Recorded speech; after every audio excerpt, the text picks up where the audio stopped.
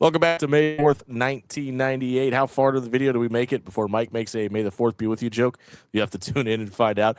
Dude Love, Stone Cold Steve Austin, Vince McMahon, all in a feud triangle. Takes another turn in this show with Mick Foley and Terry Funk in a hardcore main event. You're not going to want to miss this one. Also, DX was just at WCW the Norfolk Scope last week. What are they up to this week? Are they due for a face change? We'll see all that and more. It's Analyzing Attitude, episode 29. Don't forget to like and subscribe on YouTube. Go ahead and light the pyro.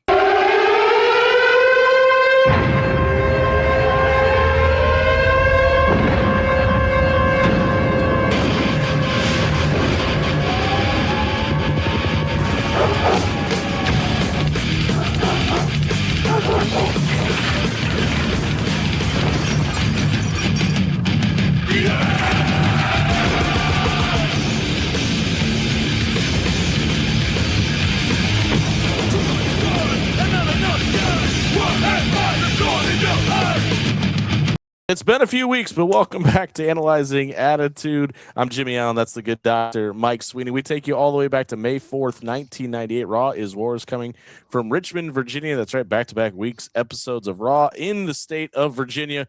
Really quick peek behind the curtain. We had some issues with YouTube, so we appreciate everybody that was asking about the podcast and where we've been.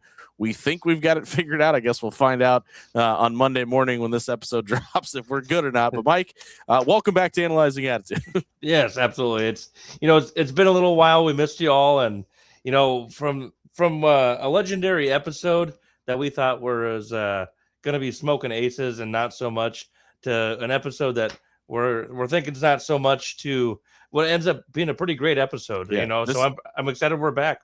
Spoiler alert about our grades at the end of this. This is a fantastic episode. It was really good.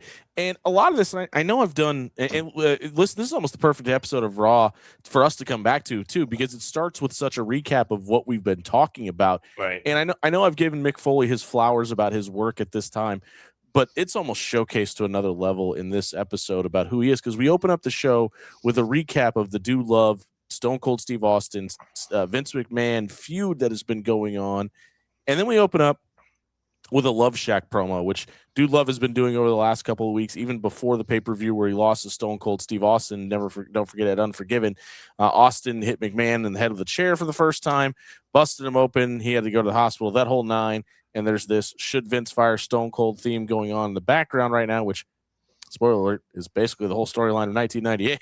Yeah. But Mick Foley comes out in his Cactus Jack garb, and it's a Love Shack promo. But he said he doesn't know who he is anymore. And that's kind of been the story of Mick Foley since mid-1997 till now.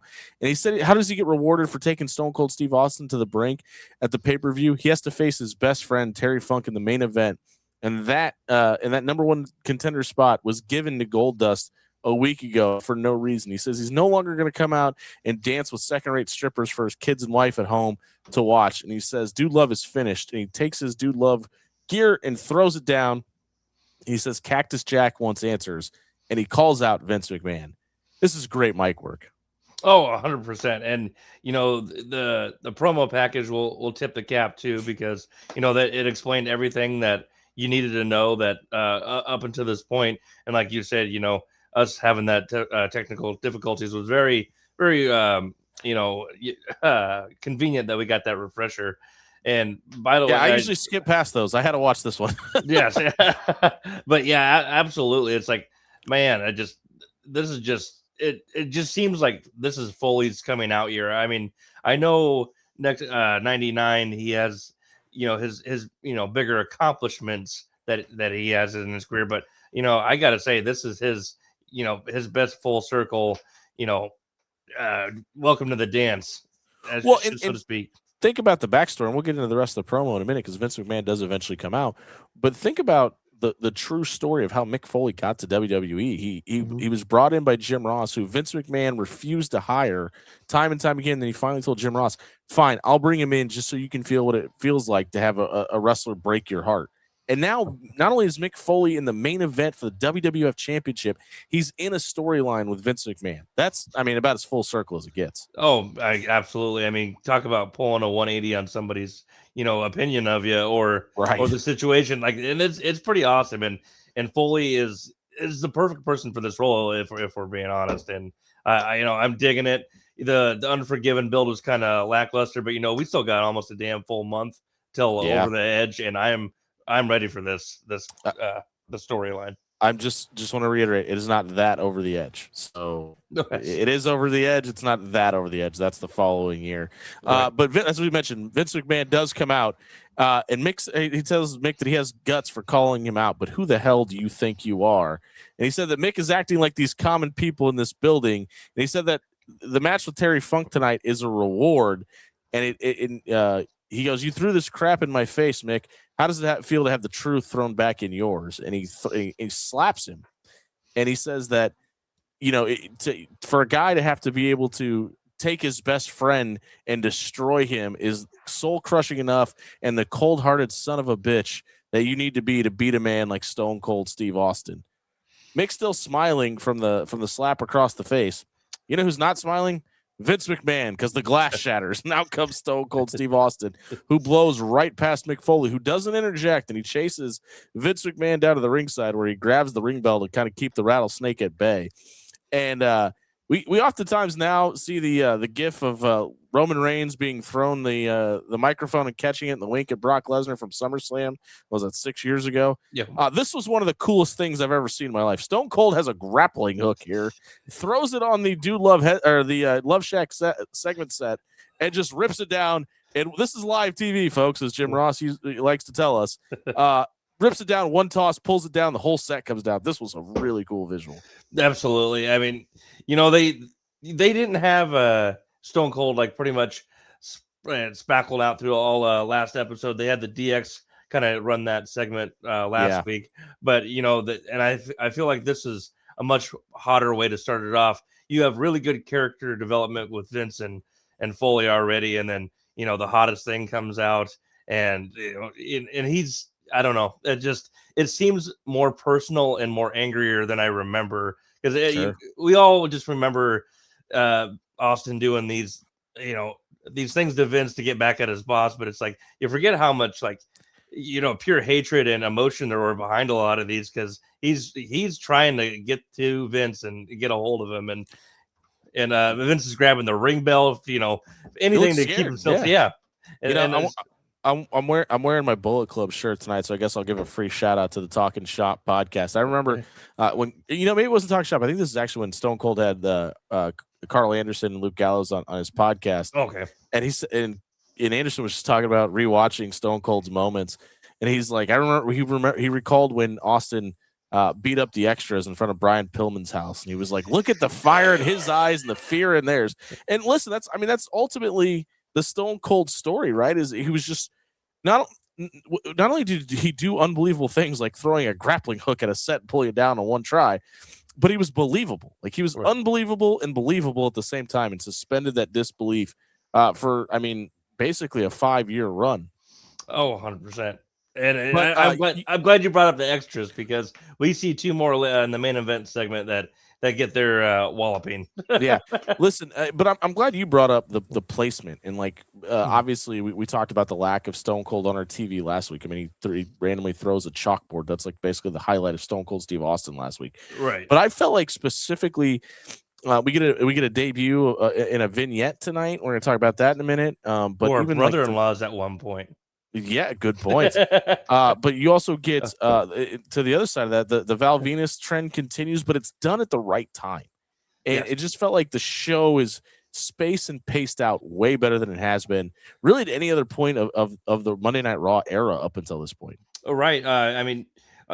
Obviously we're going to get into it, but the second segment is kind of, we have The Rock, who is, an up and coming big heel at this point in time. But then after that, you really get to your second hot act, and that's DX. So it's very, very nice and smooth, like a nice wave going on throughout this show.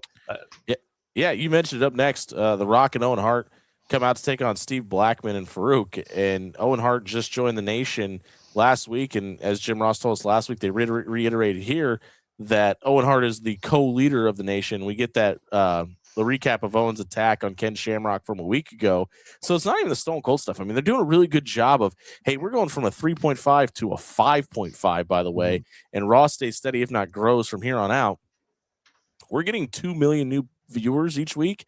let's start telling him about these storylines and get him invested here, because remember last week Owen Hart jumps on a chair and breaks Ken Shamrock's ankle. He bites him and gets him to bleed everywhere, and he has a cool visual of his of the blood in his mouth. But in this match, particularly before the match gets started, the Nation gets thrown out by Sergeant Slaughter, so he hasn't fully joined the Vince McMahon Corporation run yet, and he's still good guy Sergeant Slaughter.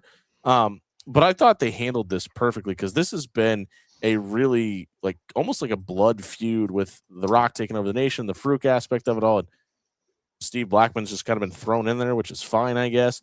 But they jumpstart this thing, and it's just a big melee to start. I thought it was the perfect way to start this match. Yeah, very much so. There's a lot of moving parts and a lot of different feuds intertwined in this one big feud.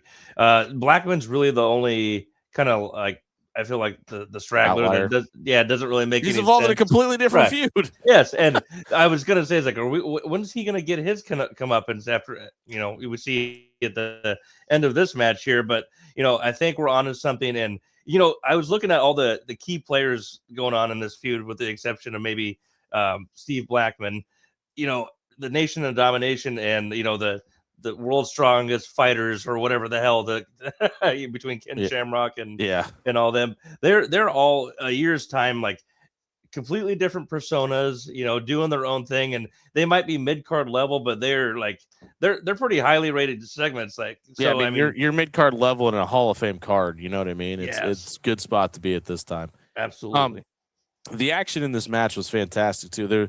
I thought it was really interesting that both Farouk and Steve Blackman hit their finishers in the first 38 seconds of this match, and it just gets broken up both times. But Farouk also hits this awesome looking pile driver that The Rock sells perfectly. I mean, I don't even know how he bounced the way he did without hitting his head. It was really impressive.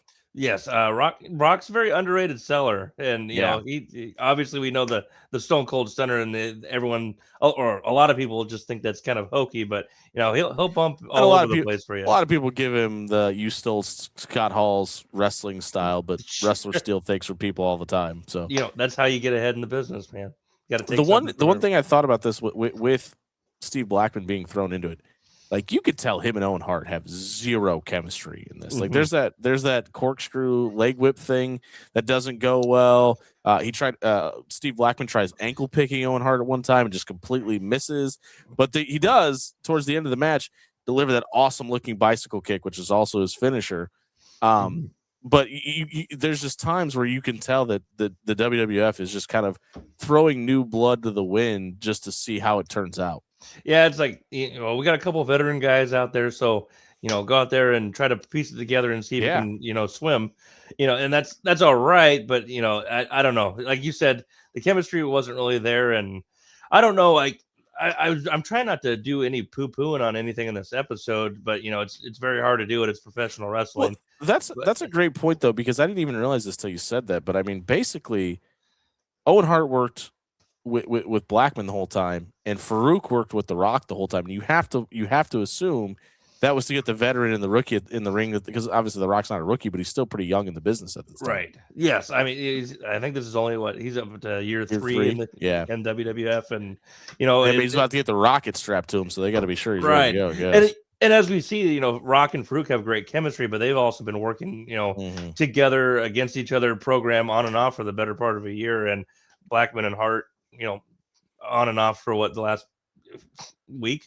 4 minutes. Yeah. But I mentioned Steve Blackman hits that bicycle kick, and Jeff Jarrett runs down, who Steve Blackman is actually in a feud with. Yeah.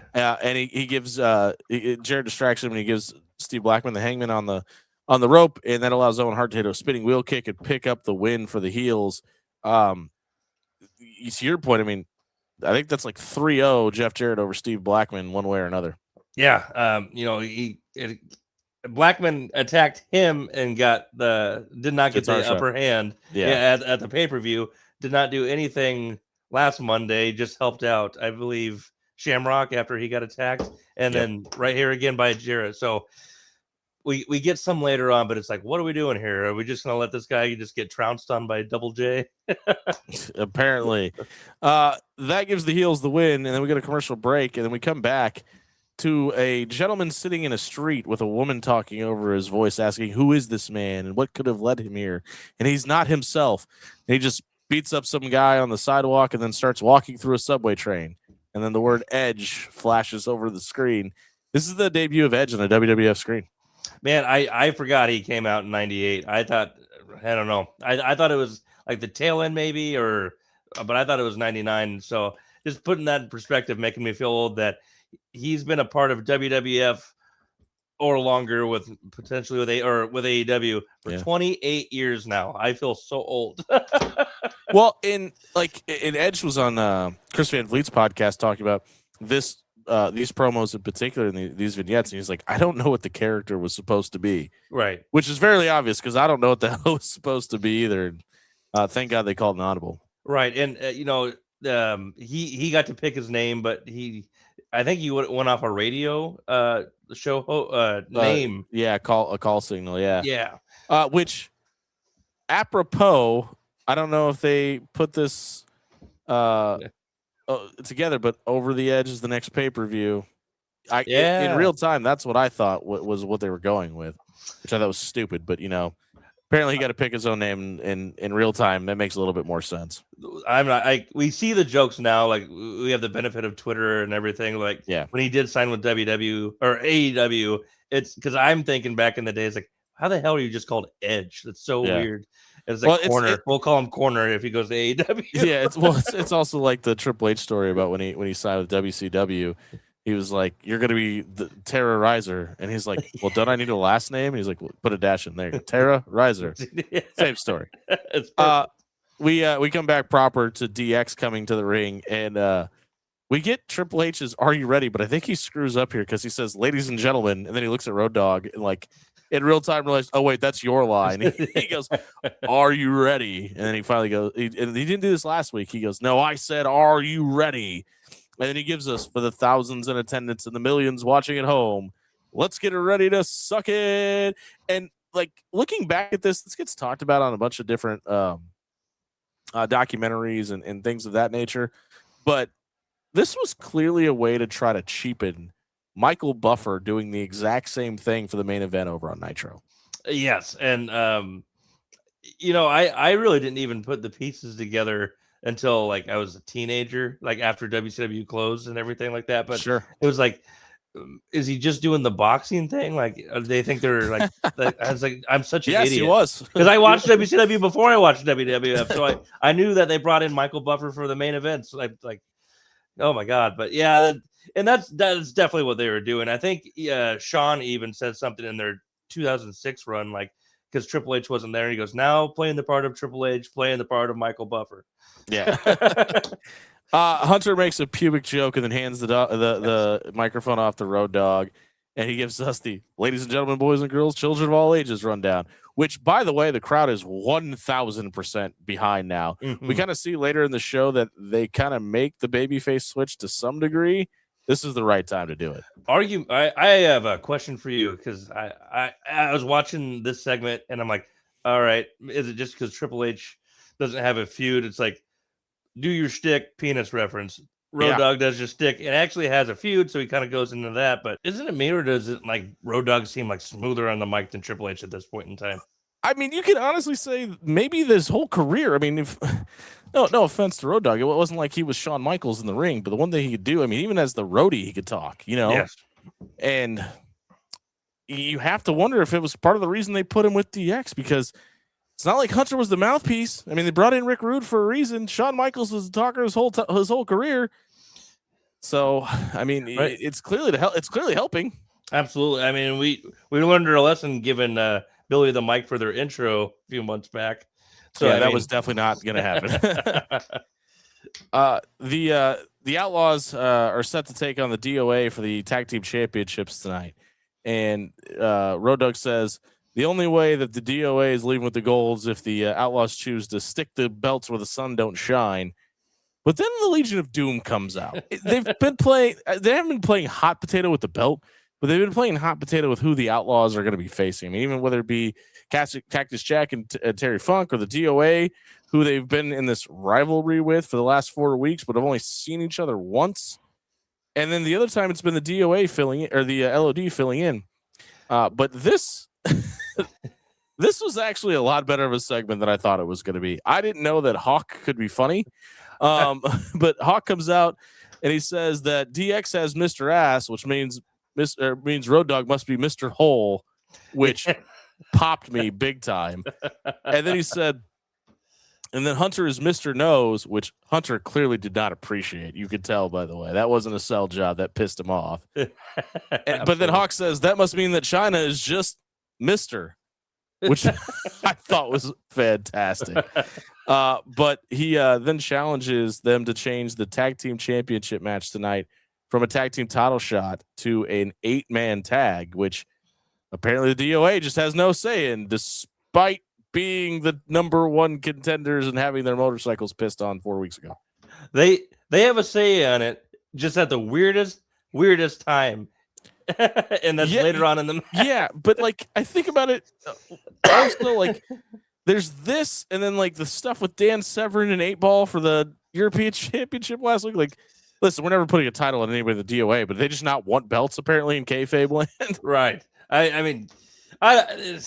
Listen, I mean, this show is pretty hot, and the DX rise right now is a hot segment and everything like that, but their rivals getting off is very weak, and I feel like we're trying to wrap up our very weak storylines both at the same time with LOD and DOA as much as we can here. But yeah, I did laugh pretty hard, only rivaled laughing harder at in the middle of the main event later on tonight. But yes, the X-Pac comment was hilarious. Yeah, because then we get into this weird dick measuring contest, and X-Pac Hawk calls X-Pac little man, and X-Pac tells him, "Why don't you talk to this?" and gestures to his crotch. And in one word, Hawk almost kills off the DX faction because he goes, "I can't find it." Yeah, between X-Pac and Hawk, like they weren't going to pull any punches and let the other one get the last say. The promo war we never knew we needed, by the way. Hunter tries saving the bit and calling Hawk fat, essentially. But then there's this weird moment where Hawk is just walking away and goes, "I'm so scared." And that's just the end of the promo. Yeah, very cringy, but it's all right. We're having a good night, though. That's yeah, no, it's just weird. I mean, it was fine. Right. It worked, but it was just weird. The commentators tell us that the Terry Funk and Dude Love match has now been deemed a Falls Count Anywhere no disqualification match in the main event tonight. Then we get a break. We come back, and Dan Severn is, again, for anybody that's just joining us, has just broken away from Jim Cornette and the NWA Wrestling Alliance. But he's clearly not liked backstage. We're going to tell you why in a minute, because he's taking on Savio Vega here, who, by all accounts, for anybody that's ever talked about Savio Vega, has talked about him in a very glowing way and talked about how great he is backstage, stuff that he later does in TNA and obviously in Puerto Rico. But he's just in the ring waiting for Dan Severn to get into the ring. Jobber entrance. Yeah. And 2 weeks ago, there was this weird match with Dan Severn and Mosh that went over 7 minutes, where Mosh kind of like out amateur wrestles Dan Severn, and it clearly pisses off Dan Severn. Almost the same thing happens here, because Dan Severn does a Beal throw to Savio Vega, who just pops up and no-sells it and just starts decking Dan Severn in the face. Yeah. And if these are working punches, Mr. Vega, congratulations. But man, these look like some live rounds. That's it. I don't know if I'm just in a good mood today or what, but I was like, man, this match just feels off, but I'm like, I don't care. I actually kind of like it. It was awesome. Yeah, it was great. I thought it made it feel more real, right? But then Dan Severn just does another suplex, a la what happened with Mosh 2 weeks ago. And Savio Vega does almost the same thing and sandbags the suplex. And then Dan Severn just locks in the finish right away, and that's the end of the match. But this was 2 minutes and 13 seconds, and it clearly felt rushed and like something was wrong.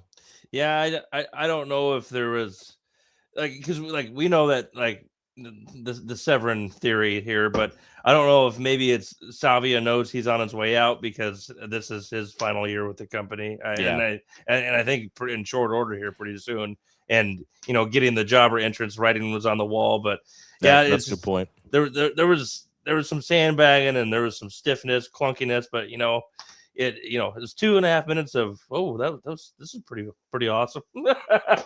Yeah, and like I think I hated this back in the day. Right. I kind of loved it though. I thought this was great. The other thing that happens here it's just like really kind of cool in hindsight. I know this only went 2:13, but they worked a UFC promo into this match, and like I don't like. I know we just talked about this 3 weeks ago. I don't ever remember this happening, but like in hindsight with the TKO marriage, it's kind of cool to see 30 years ago. Absolutely, and like again, 28. I don't want to date us too much. And I wanted to, I was going to tell you that too. It's like I know we've already talked about this, but it's like I thought they only started help promoting UFC when Ronda signed with WWF. No, this has clearly been a marriage for a while. Yeah, but I think it's important to remember that the Fertitta brothers and Dana White are years away from investing in that company. We get this thing that happens next. And one of the big who done it, we never got an answer to things in WWE lore is the GTV series, right? Yeah. And I kind of wonder if what happens next was kind of the catalyst for that happening. Because we get this interview with Paul Bearer next, and we're a week removed from him letting us know he's actually Kane's father. And Jerry Lawler is going to interview Paul Bearer next. And we get this look, and they're posing as we often see before. I mean, literally going back to the start of Raw, this type of thing happened on the very first Raw, where the interview that's coming up is posing with the commentator that's going to interview. But then you hear the production crew say, okay, we're all clear. And the cameras keep rolling. And Jerry Lawler says, so tell me, so tell me what you're going to tell everybody, Paul. I mean, you're really going to tell us that you nailed The Undertaker's mother? And then Paul Bearer goes on and tells this lengthy story about how he lost his virginity to The Undertaker's mother when he was working at the funeral parlor home and banged her on the kitchen floor. And then we come back, and Jerry Lawler is in like kayfabe form, apologizing that the cameras didn't cut off when they were supposed to, and apologizes to anybody who may have been offended by this conversation. This was awesome. Yeah, I mean, I really thought they were going to go way off the deep end when this is 1998, man. Like, this is way ahead of its time. When I noticed that they were doing the we don't know we're being filmed bit, when he's like, so you really nailed The Undertaker's wife. I thought they were going to get really mom. Sorry. Yeah. I mean, sorry, Michelle. Hats off for them not going as bad as it could have been. But yeah, I thought they were going to imply some really dark stuff and whatnot, and it's like, oh, okay, but yeah, it is kind of like the precursor to GTV. It's that, it's fun, and this is also really internet, and we don't know the insides and outs, so it's like, was that real? Did they really accidentally film that where we're not supposed to see it?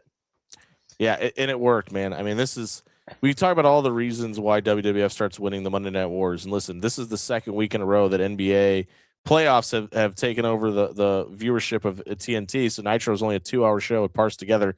And for the second week in a row, not only does WCW feel it, but from the other side standpoint, WWF gets a major jolt. As I mentioned, they do a 5.5 tonight.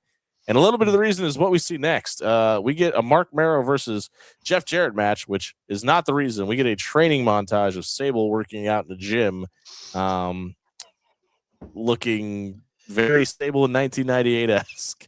Remember, he got some medicine balls that she is jogging with and working out with.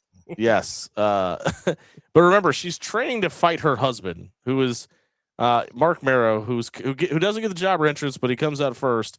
And then Tennessee Lee comes out and introduces Jeff Jarrett, and they roll a red carpet out for him. He's got the light up jacket, the light up hat, the whole nine. Gets ready to hit the Jackie Fargo strut, and Steve Blackman comes out of nowhere and jumps him. Remember, he just interfered in the tag match earlier. There's a giant pull apart. Steve Blackman just keeps fighting through it and just breaking out and continuing to beat down Jeff Jarrett. I love this too, man. This was fantastic also. I mean, we get a nothing segment here. We get Sable's boobs and then a pull apart fight. They did what it needed to do. They showed they showed Merrow to the fans. It's like, let's remind you of that big match that's next week, Sable versus Merrow, and then come back.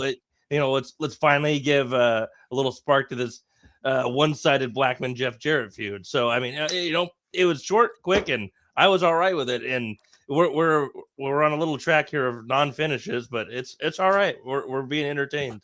Which, if you like non-finishes, stick around for the rest of Analyzing Attitude. 8-man tag action is up next. Sonny comes out with the LOD and the DOA. They go to kick her out, and she leaves, which gets a resounding boo from the crowd, by the way. And they tell Chyna that she has to leave as well. And X-Pac, who has not wrestled on Raw in almost 2.5 years, is dealing with a groin injury and can't go, which in the real world, that's what's happening. But X-Pac says, I'm leaving. She's not. She's wrestling.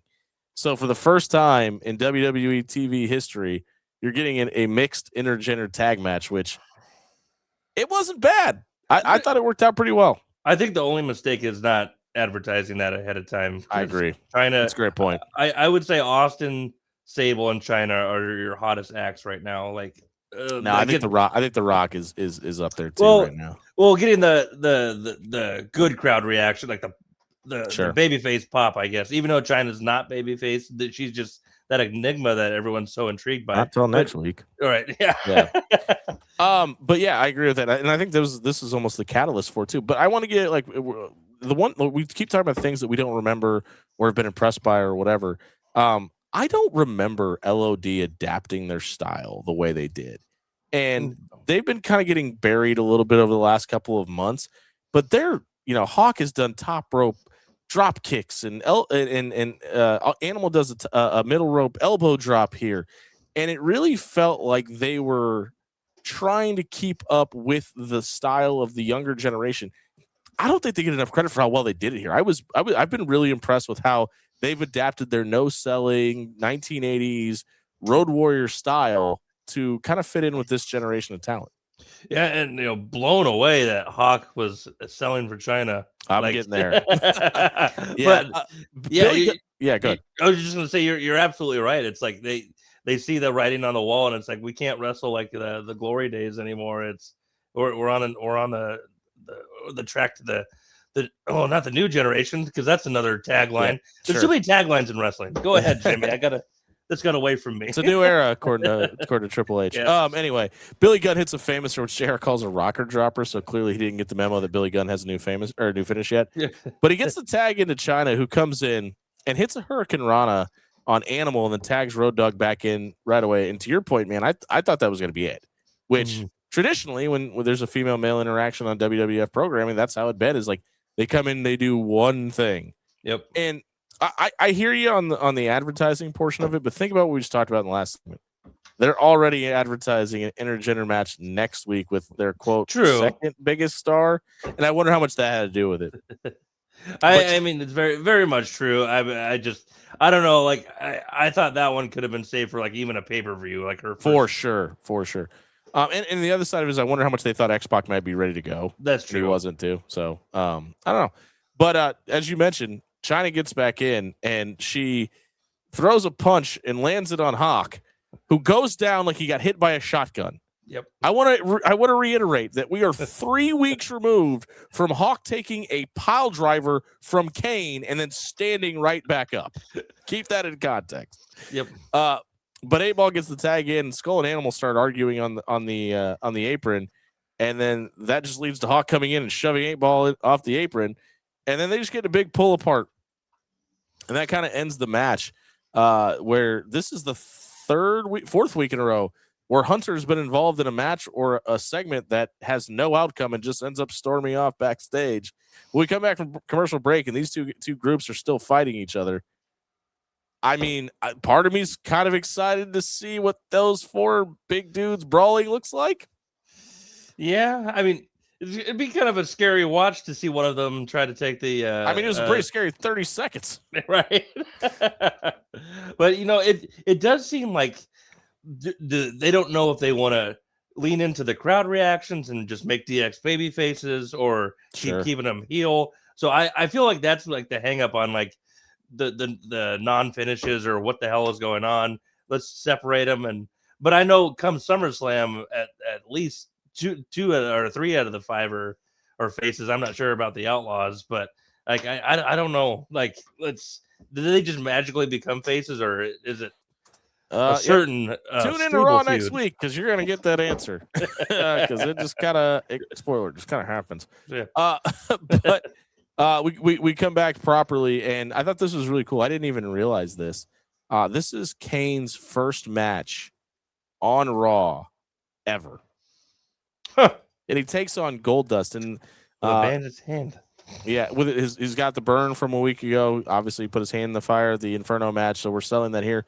But the commentators plant the seed, and this is a storyline heading into next week.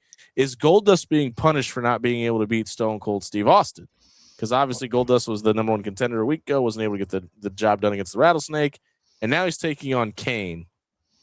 As you mentioned, he has that hand heavily wrapped, burned from the Inferno match, but that's the focal point of this story. And I wonder how much, like, we talk about the Giant Gonzaleses and the Papa Shangos of the world that got put in the Kamalas that had to take on the Undertaker and then kind of fizzled out. Yeah, I have to wonder how much of this is what kept Glenn Jacobs in this character for so long because of his ability to adapt. 7 straight months of the untouchable monster that couldn't be dealt with, and then was vulnerable on a switch like that in this match. Yeah, and that very well could be because, like, and you've named quite a few there, and there's still a laundry list of people that got. Shout out to Mordecai. Yeah, Mordecai. Heidenreich, remember? Yeah. Oh, who apparently is a Walmart employee now. John, I hope you're doing well. Yes, come on the show sometime. No, but this, we'd love to have you on. Well, I guess it was really an attitude era guy. We'd love to have you subscribe to the channel, John. Yeah, that's right. We get 3 minutes and 58 seconds of this before the Undertaker shows up, because of course he does. He runs down, attacks Paul Bearer. Kane jumps out. Taker getting a big pull apart. All the setup. Paul Bearer once again just yelling, "Damn you, Undertaker! That's my son!" into the camera. I could have got away from it if it wasn't for you, meddling Taker. Yeah, no kidding. Apparently, we just need more of Paul Bearer banging the Undertaker's mom stories. So weird though to see Undertaker just do the basic running. Like, I'm used to it was super strange. Used to the gong, him just appearing, and isn't like a minimum of 13 minutes for him to get to the ring? Absolutely, like in his contract. we get this weird thing next, which was great, but I'll tell you why it's weird in a second. Is we get the Mick Foley and Terry Funk movie package before the main event, and there's this cool moments not only from Japan, which we saw a couple of weeks or a month ago now when Mick Foley cut that promo in Beaver Stadium, but also we get footage from ECW from Cactus Jack's time in ECW, and obviously this is post the ECW invasion and all that, and Jerry Lawler in the Hammerstein Ballroom. And we're gonna beat a dead horse here, but I just thought it was really cool. Like, even in the midst of this war with WCW, we're showing 2 other promotions that are active at this time in New Japan and ECW on WWF TV. Yeah, and you got to think it's like there's just one enemy in their eyes right now, and that's WCW, and everyone else is just, if you're not my enemy, you're my not necessarily ally, the enemy of my enemy is my friend. That's right. One of these times I'll get that phrase down. It's but you have to wonder how much, like, there's a lot of reasons WCW failed, but you have to wonder how much working relationships with other promotions helped WWF in the long run. Obviously, when Eric Bischoff took over, there was the working relationship with AAA and the Mexico alliance that helped bring in Conan, Rey Mysterio, Juventud and Guerrero, and all those guys. But then, like, he soured that relationship while WWF builds up this relationship with Paul Heyman, helps fund it, gets the Dudley Boys and Taz and Raven and everybody to come over. Where Eric Bischoff steals a Raven, steals a Hack, steals whoever, steals Public Enemy. Yeah, as to where Vince McMahon is facilitating those guys to coming in.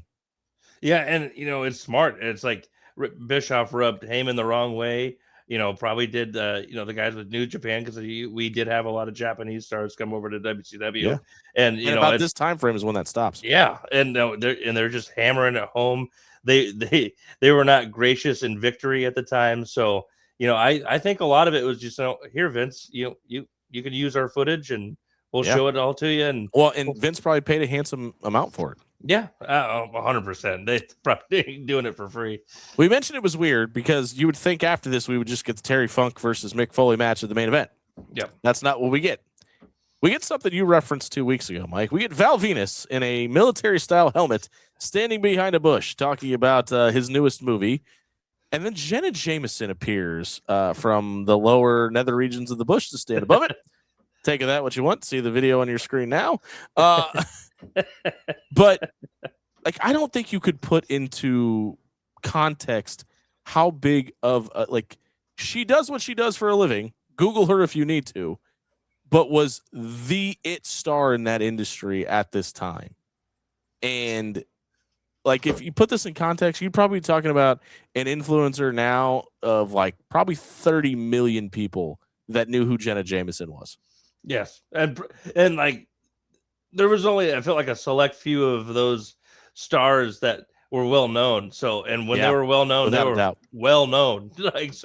Like they are just taking anything that is like the main popularity in that category. Let's use it. And the 18 to 45 demographic range. And absolutely. There may not have been anybody else better in that range than Jenna Jameson at this time, folks. And she is the second person to have the punchline word be whole in this segment. Yep. So shout out to Hawk from Legion of Doom and Jenna Jameson. Many people get them confused. Yes. But then we get the main event. What a rush. We get the main event. Mick Foley and Terry Funk. Stone Cold comes out first. He's on commentary, brings out a cooler of beer for himself to enjoy while he's doing color commentary on in this match. Then Terry Funk comes out and he's got the whole Too Cold Scorpio Terry Funk gear vibe going. And then Mick Foley comes out. No entrance music, nothing. It's just Mick walking to the ring and he's dressed as Cactus Jack. But on the screen it shows Mick Foley. It says his real name. Yep. And then we get a special announcement. Pat Patterson is made the special guest referee.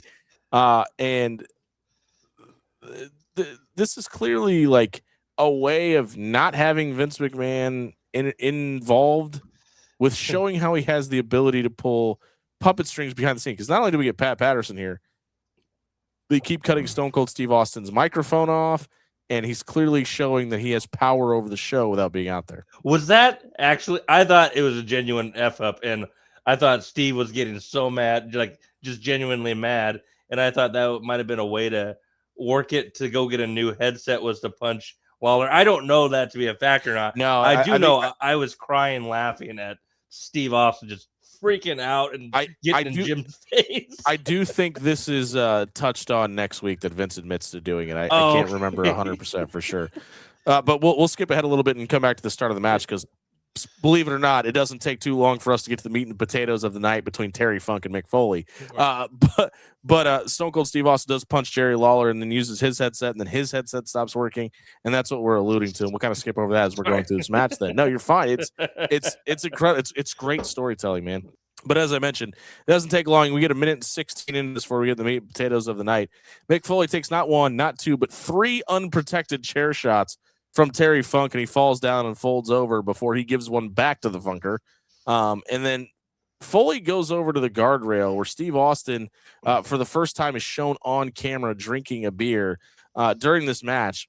And as you might imagine, in a false count anywhere, no holds barred match, Terry Funk and Mick Foley make their way up to the fans. Yep. And a giant Pepsi cooler is used, which allows Mick Foley to be placed on a table. And Terry Funk, who I have to remind you is 58 years old at this time, does a moonsault off of the oversight of the fans through a table through Mick Foley. Now, calling what he did with moonsault as being very generous, he just kind of fell backwards, but he got the rotation in there, so I'm going to give him his flowers. It was a CM Punk moonsault, a crooked moonsault. Yeah, very much so. They fight back through the commercial break, which they show us the footage of this, which I thought was cool as a way to keep the fan base engaged. But Terry Funk takes a Cactus Jack DDT on the ramp, gets a 2.5 count before Funk kicks out, which gets them thrown back in the ring. Cactus Jack throws him back over the top rope. We see Mick grab a chair and deliver the Cactus Jack elbow drop from the apron through Terry Funk through the announce table. That was stiff as hell too. Like just a thud, and the table didn't give. Oh man, it just and I skipped this from earlier in the match. We saw Terry Funk almost get pile drived on the outside, but he ended up back body dropping Mick onto the concrete, which was a hell of a thud too. I mean, it's painful to watch, and knowing Mick Foley's hip problems now, it totally makes sense. Mm-hmm. But Mick gets Cactus gets Terry Funk back in the ring, where he hits the double arm DDT. Funk kicks out. He hits a pile driver, then grabs a chair and he hits a pile driver on the chair on Terry Funk, and then he hits another pile driver on the chair on Terry Funk and gets the win. And he looks over at Steve Austin and he just starts grabbing Terry Funk's head and slamming it into the chair repeatedly. And Funk does a great job to almost like sell seizure almost from the head blows, which I thought was a really cool visual. But that brings Stone Cold Steve Austin to the ring, and he throws a beer in Mick Foley's face. And Foley, blinded, tries attacking him, but accidentally attacks Pat Patterson, puts him in the mandible claw, and then Stone Cold Steve Austin cures Mick Foley's blindness by giving him the double middle fingers. Wrestling, folks. But the two get in each other's face, and Patterson tries hitting Austin with a chair, and he moves, and that leads to Austin giving him a stunner, and then Mick Foley just leaves the ring, despite having Austin have his back to him, and all the opportunity in the world to attack him. He just walks out of the ring. Then Dude Loves music hits, and out comes Vince McMahon with the two strippers from last week that Mick Foley referenced in his promo earlier. He's got Dude Loves gear, and he hands it back to him, and then they both just start dancing. We end this episode of Raw with Vince McMahon dancing like he did in that 80s Saturday Night Main Event video where he was singing and dancing in Zuba pants. And it was so bad, Stone Cold Steve Austin couldn't maintain character and started laughing on camera at it because of how horrible it was. And Steve, I don't blame you. I probably would have done the same thing. This was horrible for all the right reasons. Mick Foley ends up grabbing one of the set strippers and carrying her away. And that, ladies and gentlemen, is the May 4th edition of Monday Night Raw 1998. This is prime Attitude Era stuff. May the 4th be with you. Absolutely. We almost made it through the whole show with that stupid ass joke. We almost got there. It is time. I want to cover this real quick because, as we mentioned, Nitro last week was it was cut down to 2 hours and was a pieced together pre-recorded show because of the NBA playoffs, the first round of the playoffs. It's not the NBA finals, it's the NBA playoffs. They end up doing their worst rating in 3 years. They get a lower rating this week. Raw does the highest to date of either show with a 5.5. Yeah, I mean, it's not like WCW's like on their deathbed or anything yet, but it's very clear that the popularity in the wrestling industry is Stone Cold Steve Austin, and their NBA first round loss is to the first round of the playoffs. It's just pretty telling that they're not really to switch for the first round. Yet. Like, I don't know. Like, wrestling was that. I mean, Raw does get bumped to the next 3 years 6 times by the Westminster Dog Show. So, yeah. I mean, it is what you're fighting the networks. But, we talked about it a lot in this episode. A lot of the non-payoff matches where there were no decisions or continuing storylines by doing other things. Like, I think it's important to point out that while Raw is doing that with Steve Blackman and Jeff Jarrett, no offense to those guys, WCW is doing that in the main event with Randy Savage and Kevin Nash on the same show. Yeah. So, like, I think back to a lot what Brian Alvarez said when we had him on, where it's like, you remember the most about what you saw last. Mm-hmm. And never mind the fact that WCW did it once on the show. They just did it with the most important storyline versus WWF doing it 3 times, but with the mid-card stuff. That's true. I mean, it's the pendulum effect, man. It's just going back and forth, but we do know that comes to a screeching halt here within about a year or so. Yeah. Well, it's time to grade the show, Mike. Go as we always do. We'll go and let you start it off. I went way higher than I have been. I went ahead and went with an A- on this one. There was a couple things that are a little questionable, but for the most part, this is the first time I pretty much had fun start to finish on the rewatches of the actual Raw episodes, because there's usually so much filler garbage that is just so boring. But this one, if it was boring, usually at least it made me laugh this time. So. Yeah, I gave it an A- as well, because I mean, even the things that I would quote not like, it's for the betterment of the project, like the DOA stuff. I don't want to see the DOA in the tag team championship picture anyway. So please get them out of that situation. Thank you for doing that.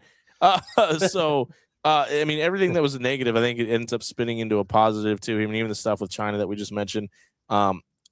I'm really excited about next week's episode. If you want to watch ahead a little bit and get prepared to watch next week's episode of Analyzing Attitude, Al Snow makes his debut. DX goes to WCW's headquarters, which doesn't get talked about enough. We get Triple H versus Owen Hart again. And then Club Kamikaze gets a new name change. And then we also get Goldust losing his own Inferno match. We'll tell you all about that and more. Don't forget to like and subscribe to Analyzing Attitude. I've been Jimmy Allen. That's the good doctor, Mike Sweeney. We are giving away a free PlayStation 5 by the 1,000 subscriber. So make sure you head over to YouTube, like and subscribe today. Check out the rest of our channel. Thanks for watching.